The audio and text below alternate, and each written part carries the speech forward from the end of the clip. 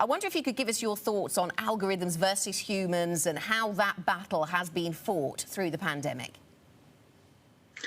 Look, the question as to whether algorithms do better than humans through the crisis is a difficult one to answer because styles mean more through the crisis than whether you apply a style in an algorithmic fashion or in a discretionary fashion.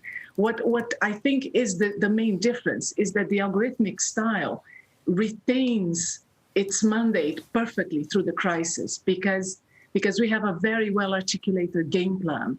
So if you think about the moment of crisis in the market, it's that moment where uncertainty rules and you just don't know, and there's excessive news flow and you're a bit panicked. And human beings tend to get a bit more distracted. So the process-driven nature of systematic trading lends itself to just, you don't lose your compass, you carry on and you deliver. And sure enough, the styles that we run, which are meant to be decorrelated to equities and deliver well at times of equity market stress, delivered very well in March this year. So that was a good thing. I mean, you're up something like 9 or 10% year to date, Leda, and of course the market is up more, but I had always thought of hedge funds as a place to put your money when you want to do better than the market when it tanks, and are willing to accept not doing as well as the market when it soars. Is that your understanding as well? Yeah, that is very much the view. And as clients have become more technical, have developed more of an understanding, the more the picture has become clear that what they want is pay hedge fund fees for returns that are uncorrelated to equity returns. In particular, they look for strategies that will mitigate equity drawdown. And so, yes, you are right.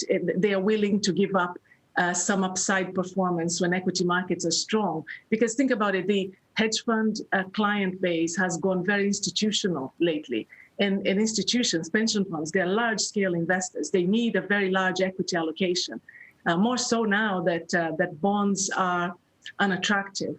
And so what they want is they want to spend hedge fund fees, but they want to spend those fees on returns that will be very complementary to their equity portfolio. So equity drawdown mitigation is a big phrase in client conversations. Okay, so that's one, equity drawdown, and they want uncorrelated returns, Leda. We've seen that value is having a bit of a comeback. We've seen momentum hit in terms of the styles that have been hit by this rotation. How have your models kept up with that kind of rotation or performed through that rotation? Yeah, so we run a number of strategies in the firm. So, when you ask how our models have done, some have done better than others. We suffered in the models where we have a large allocation to value, they suffered as well. And investors are very aware of that, though. So it's a pleasure to deal with the institutional client base these days because they're very technical, they understand. And so when you compose a strategy for them and you run a strategy for them, they understand what to expect.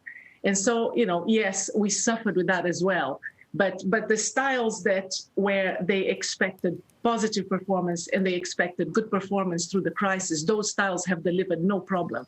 They had consistent performance through Q1 and then managed to navigate the high volatility period that followed.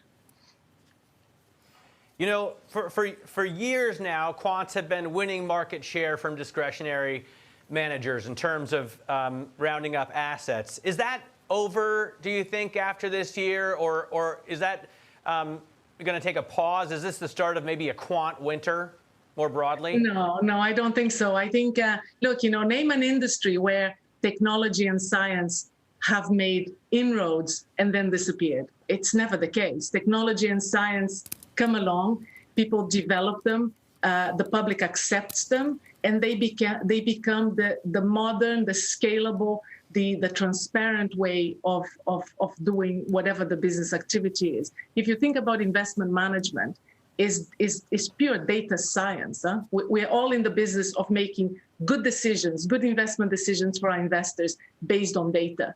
And to do that with science and technology is not only a more transparent and a more open way of doing it, but it's more scalable. When we deploy an algorithm, we can deploy it and control the size much better. We understand the capacity, the transaction costs, the market impact. You know, how much can I trade of that market until I'm too big for that market? These are all technical questions that the algorithmic trader is faced with every day. And so if you can establish these things, you have scale.